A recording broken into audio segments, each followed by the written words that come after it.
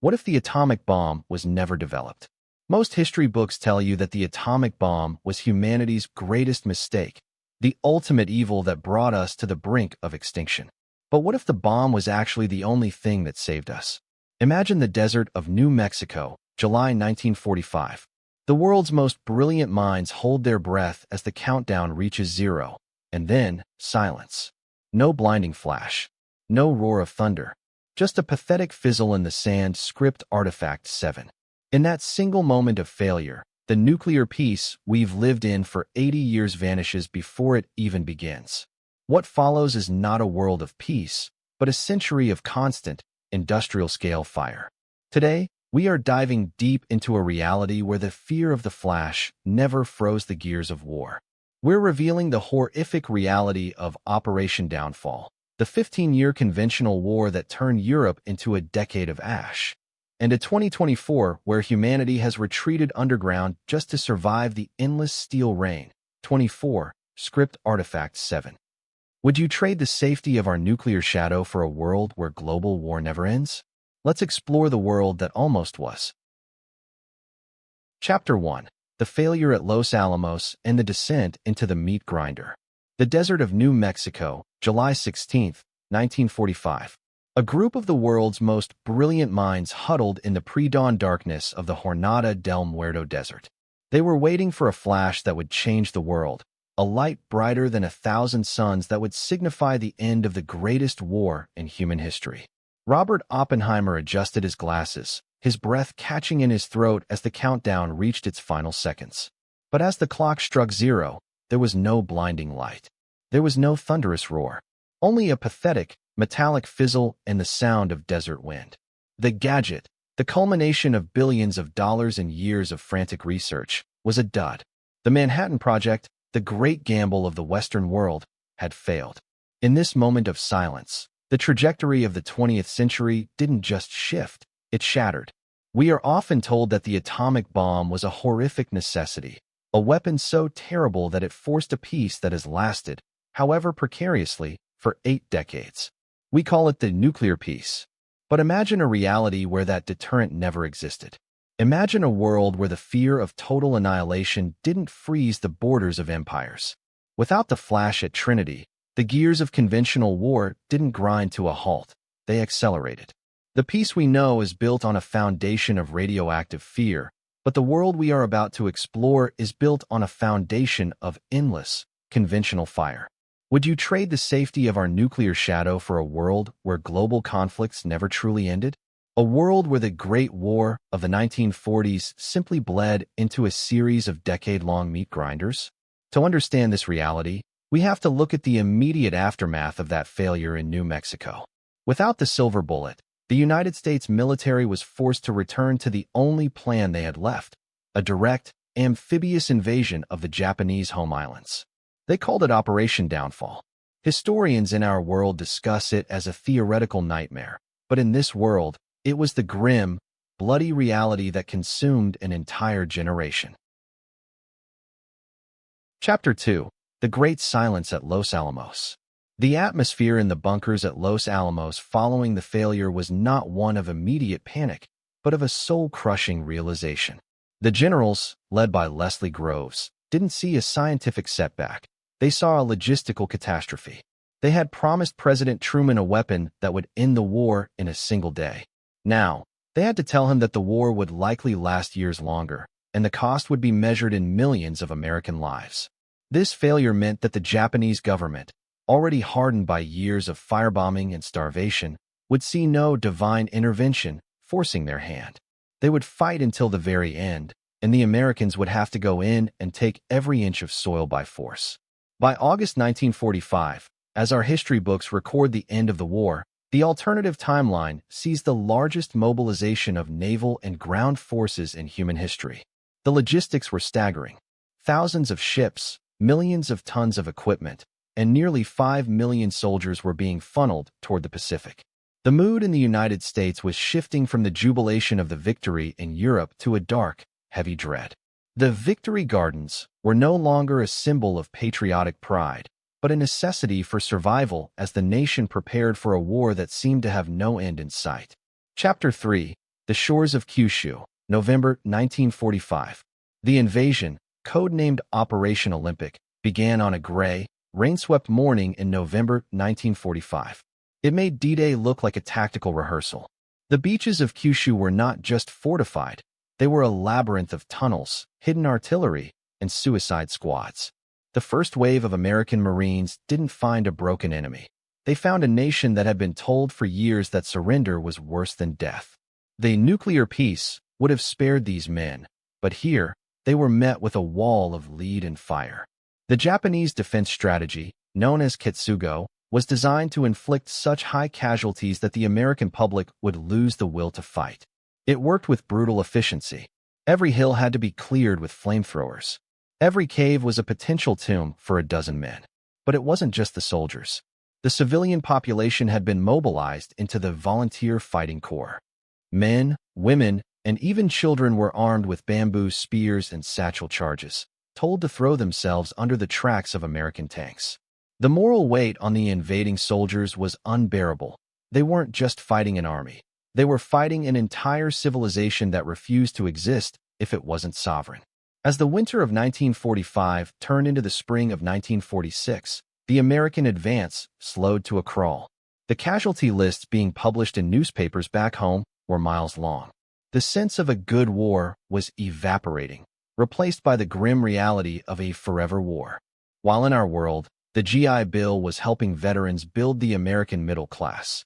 In this world, those same men were being buried in the red clay of Kyushu or losing their minds in the relentless humidity of the Pacific trenches. This was the beginning of the Great Divergence, the moment where the lack of an atomic bomb forced humanity back into the dark ages of industrial-scale slaughter.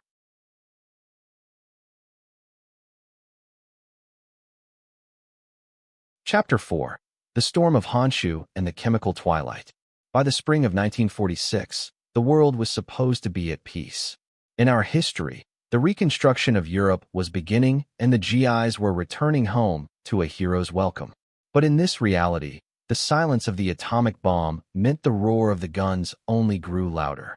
The invasion of Kyushu, while successful in gaining a foothold, had become a graveyard for nearly 500,000 Allied soldiers. The American public, once unified by the clear evil of the Axis powers, was beginning to fracture. They were tired, they were grieving, and they were terrified of what came next.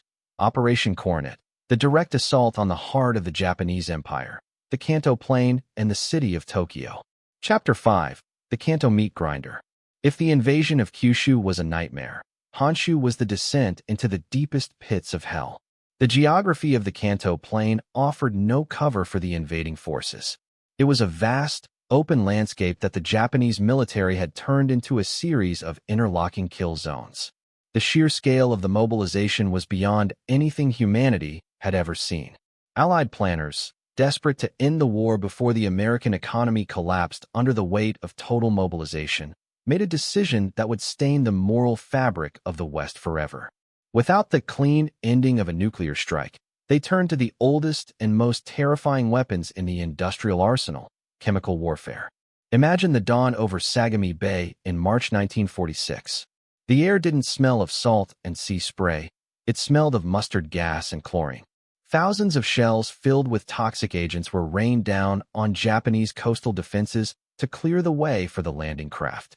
In this world, the Geneva Protocol was a distant memory, discarded in the desperate need to save our boys from the relentless suicide charges of the defenders. The beaches were covered in a yellow, rolling fog that choked the life out of everything it touched. American soldiers landed wearing heavy, suffocating rubber suits and gas masks, looking more like monsters from another world than liberators. But the gas didn't stop the resistance. The Japanese had moved their command structures deep underground into the mountains surrounding Tokyo. They had accepted that the coastal cities would be lost, but they intended to turn the interior of the island into a fortress of attrition. For every mile the Allied forces advanced toward Tokyo, they paid in thousands of lives. The relatability effect here is haunting. Imagine being a 19-year-old from Ohio, surviving the hedgerows of Normandy, only to find yourself 2 years later gasping for air in a rubber suit while clearing a tunnel in the Japanese Alps. This wasn't a war of maneuvers. It was a war of extinction. Chapter 6. The Mobilization of the Lost. While the fighting raged on the front lines, the interior of Japan had become a scene of apocalyptic desperation. Every woman was given a sharpened bamboo spear and told that her only purpose was to take one American soldier with her to the grave. School children were trained to strap explosives to their bodies and crawl under the bellies of Allied tanks. This wasn't just propaganda. It was a state-mandated suicide pact. The psychological toll on the Allied soldiers was catastrophic. How do you maintain your humanity when the enemy is a starving child with a grenade? In this timeline, the term post-traumatic stress wasn't a clinical observation. It was a national epidemic. The soldiers returning from the Pacific in 1947 weren't the triumphant victors of our history.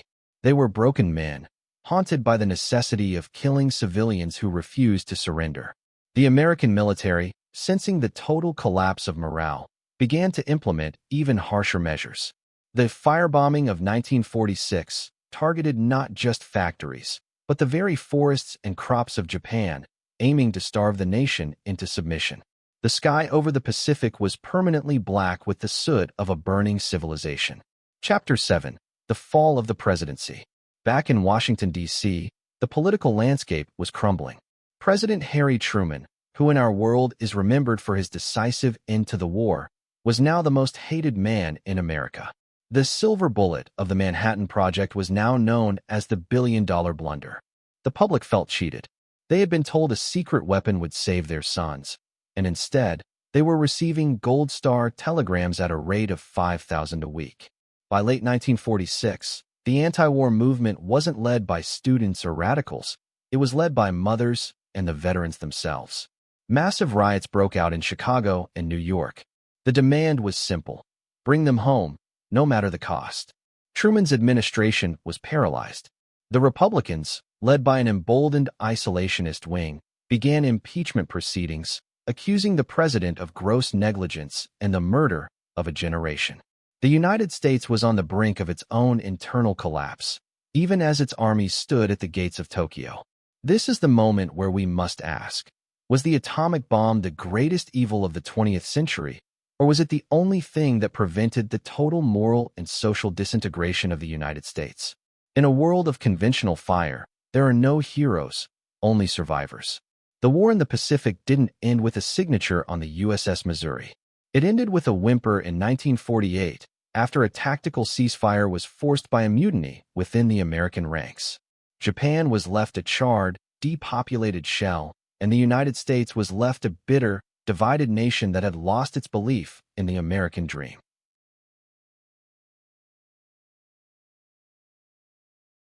Chapter 8. The Decade of Ash and the Iron Plains of Europe. By 1949, the world was a shadow of the future we recognize. In our timeline, the North Atlantic Treaty Organization was being formed to prevent a war that everyone feared would turn the world to glass. But in this reality, there was no glass to fear, only the relentless, grinding machinery of industrial slaughter. The United States was a nation wounded, its spirit fractured by the millions of lives lost on the beaches of Japan and the political chaos that followed the impeachment of Truman. Across the Atlantic, Joseph Stalin looked west and saw not a superpower, but a bleeding giant. He realized that the window of opportunity was wide open.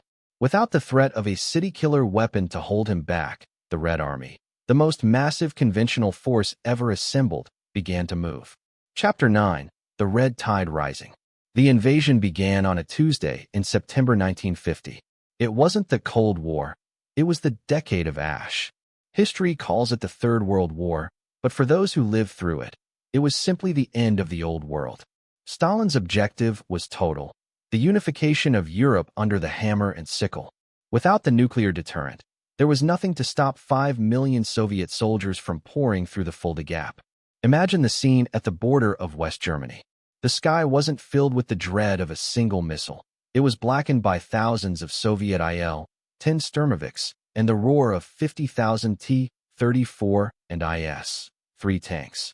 The defense of Europe fell to a demoralized and exhausted coalition. The British, still rationing bread from the previous war, and the Americans, whose best divisions were still occupied in the charred ruins of Japan, found themselves fighting a war of attrition they were fundamentally unprepared for. This was not a war of surgical strikes. This was a war of kilometers and casualty lists. Cities like Frankfurt, Hamburg, and Munich didn't just suffer, they ceased to exist. They were leveled not by a single flash of light, but by weeks of relentless carpet bombing and heavy artillery. The relatability effect here is staggering. Think of the reconstruction of Europe we know, the Miracle on the Rhine, and erase it. Replace those bustling, modern cities with a permanent landscape of jagged brick and gray ash. Chapter 10. The grinding stalemate of the 1950s. As the conflict dragged into 1953, the war in Europe became a mirrored image of the trenches of 1916, but with 1950s technology. Without the threat of nuclear escalation, both sides felt they could achieve a total victory if they just pushed a little harder, sacrificed a few more divisions. The result was a 15-year stalemate that turned Central Europe into a dead zone. The technology of war began to evolve in a terrifying, purely conventional direction. In our world, the brightest minds were focused on miniaturizing nuclear warheads. In this world, they focused on perfected chemical agents, long-range heavy bombers, and the first logic engines, primitive, room-sized computers designed solely to calculate artillery trajectories and logistics for millions of men. Imagine being a civilian in this era. In our world, the 1950s were defined by the rise of the middle class, the birth of rock and roll, and the suburban dream. In the decade of ash, there are no suburbs. Major cities across France, Italy, and the Low Countries became fortress hubs. Life was lived in the shadow of the Great Wall, a massive system of bunkers and anti-aircraft batteries stretching from the Alps to the North Sea. The sound of the 1950s wasn't Elvis Presley. It was the constant, low-frequency hum of jet engines patrolling the skies and the distant, rhythmic thud of the front line, which stayed within the same 50-mile strip of German soil for over a decade. Chapter 11. The logistics of endless fire. The economic impact of this constant warfare was total. In the United States, the military-industrial complex wasn't just a part of the economy, it was the economy. Every factory in Detroit and Pittsburgh was permanently converted to war production. The consumer revolution of the 1950s never happened. There were no gleaming Cadillacs or color televisions. Instead, the American public lived under a state of permanent war socialism. Food was rationed until 1962.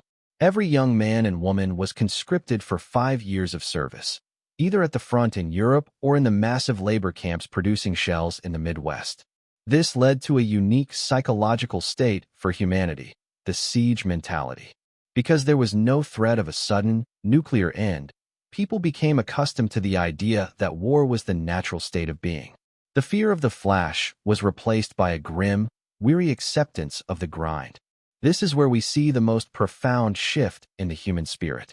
In our world, we live with the anxiety that everything could end in an instant. In this world, they live with the exhaustion that nothing will ever end. The emotional anchor here is one of heavy, gray fatigue, a world where the sun is permanently filtered through the smoke of 1,000 burning factories.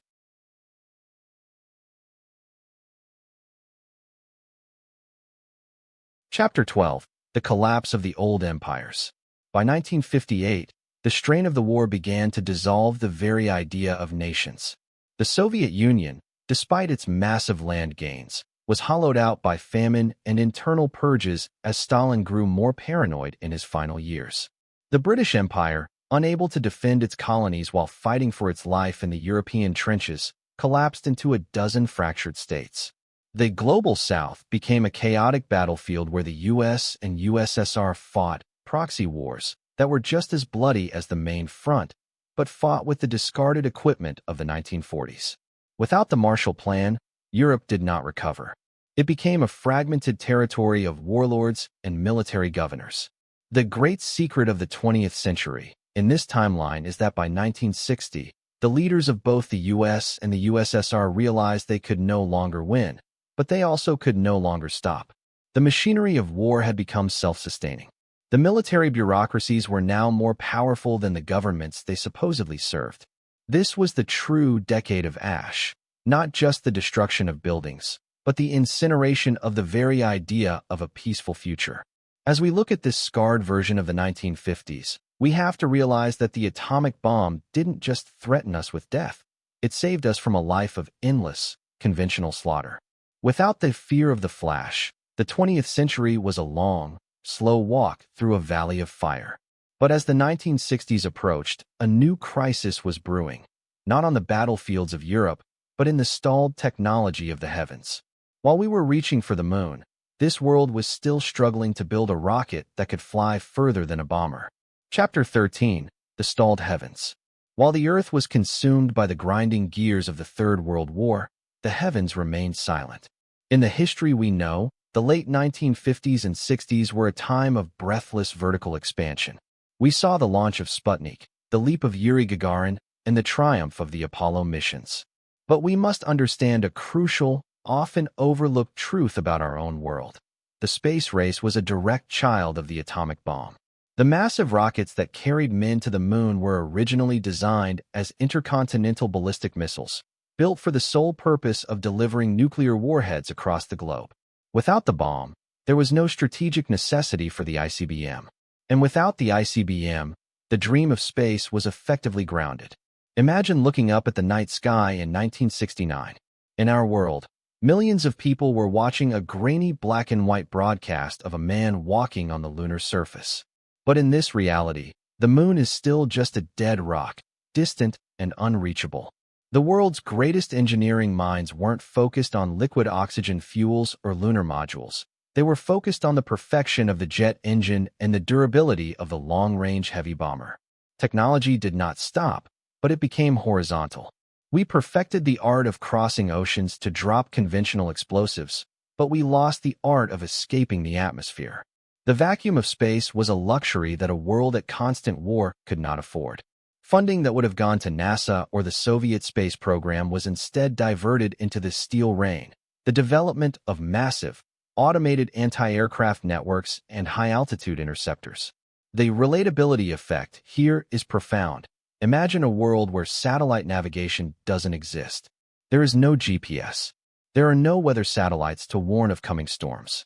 The world is a much larger, more mysterious, and more disconnected place.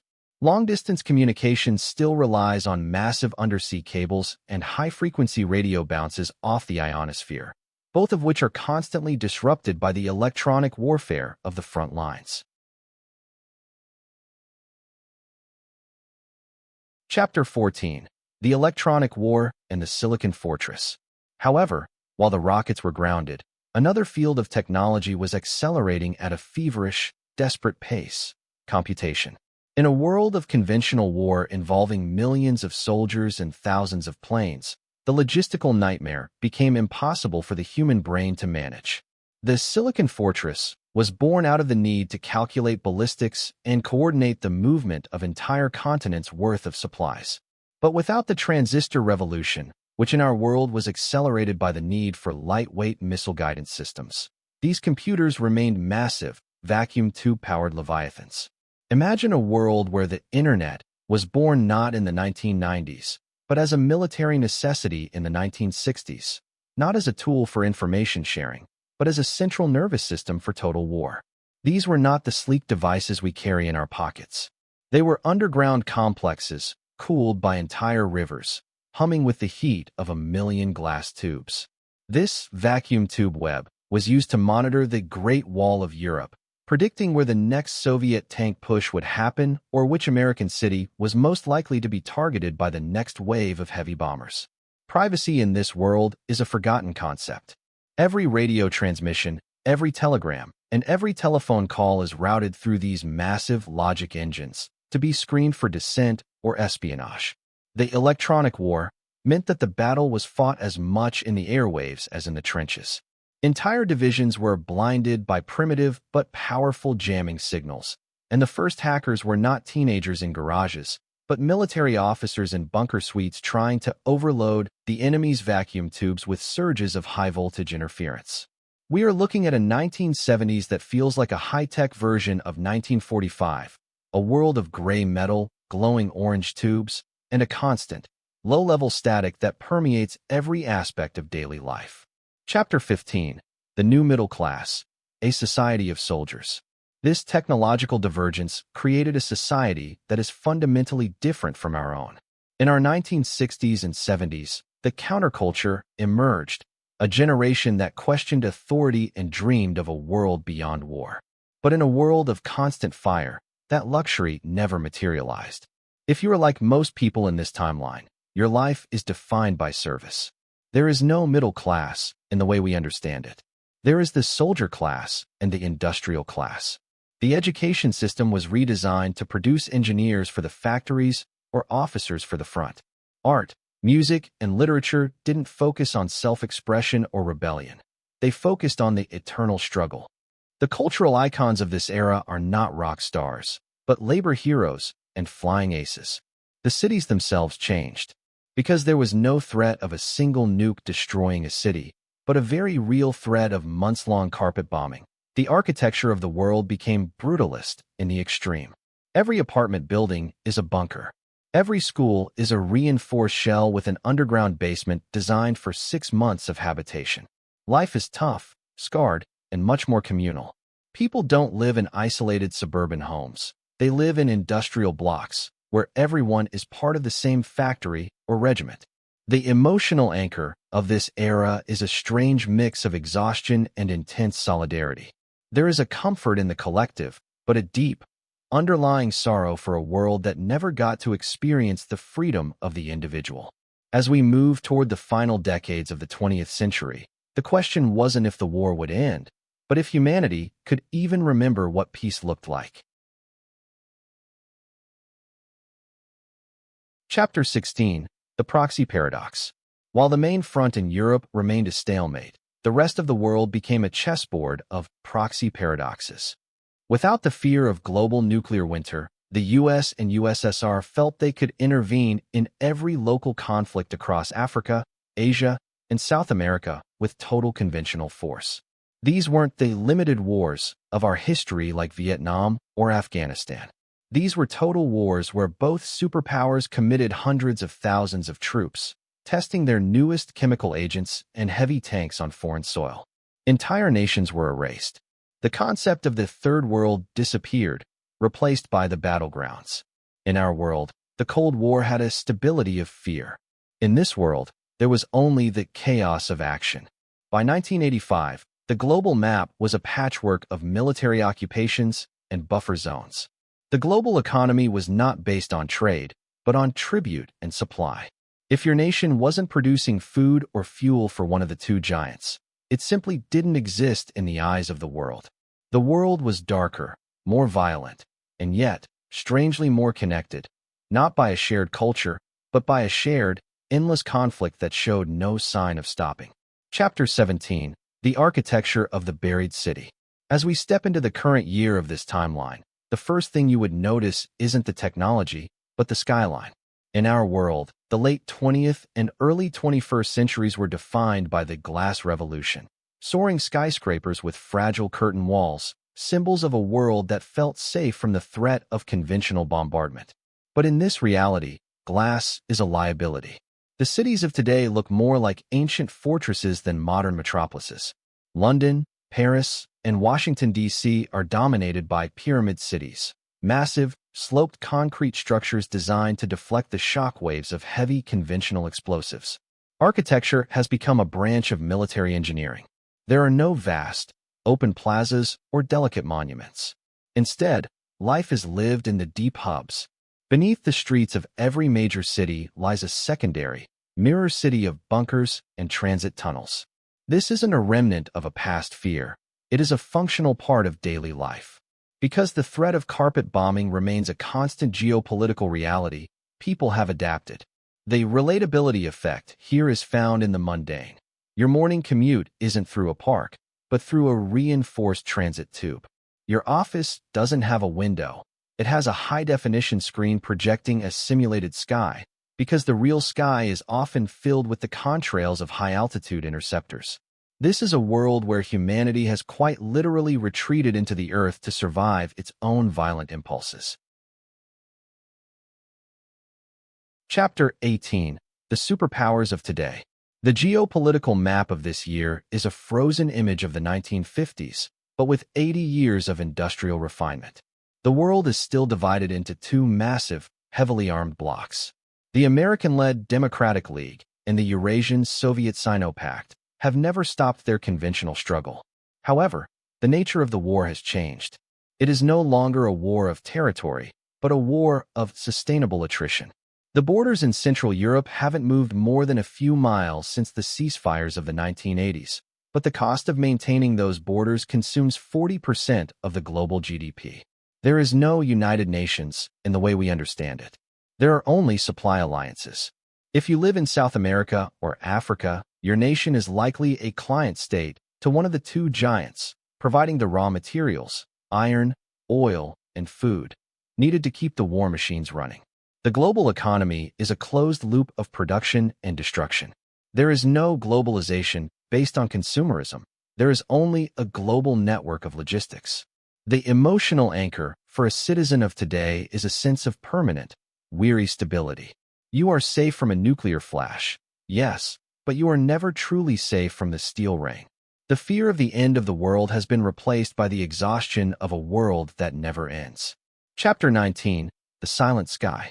Technologically, the world is a strange paradox of advanced computation and primitive propulsion. While our time is defined by the satellite-linked internet and the dawn of commercial space travel, this year is still a world of the silent sky.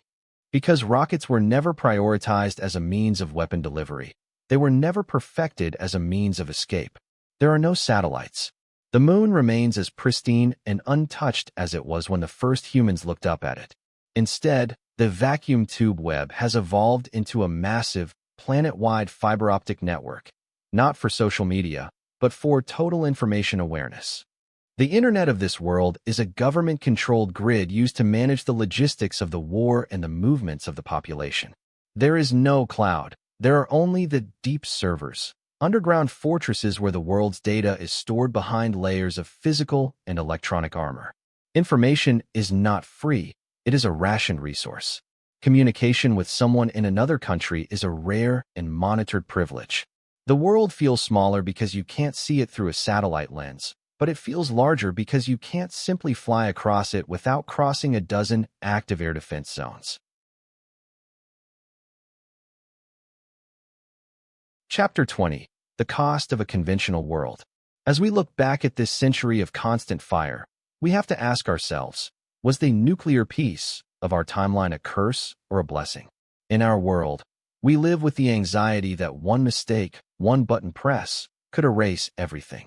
It is a terrifying burden. But in the world without the bomb, humanity traded that sudden end for a slow, agonizing grind. They traded the fear of the flash for the certainty of the scar. The humanity of the current year in this alternate timeline is tougher, more disciplined, but also more violent. They have been raised in a world where war is not an aberration, but a constant background noise. They have never known a time when the sky was truly peaceful. We often think of the atomic bomb as the ultimate evil, but in this speculation, it was the only thing that forced us to sit at the table and talk. It was the only thing that made total war unthinkable. Without it, total war became manageable, and in doing so, it became permanent. We are left with a world that is safe from extinction, but trapped in a cycle of industrial-scale slaughter that shows no sign of stopping. The iron peace of today is a world of concrete, fiber optics, and a sky filled with the ghosts of a space race that never happened. It is a world where we learned how to survive the fire, but we forgot how to put it out. Thank you for exploring this alternate reality with us. The world without the atomic bomb is a grim reminder of the price of safe warfare. Now, I want to hear from you in the comments. If you had to choose between living in our world with the constant, thin threat of nuclear annihilation, or living in this alternate timeline where world war is conventional, endless, but survivable, which would you choose and why?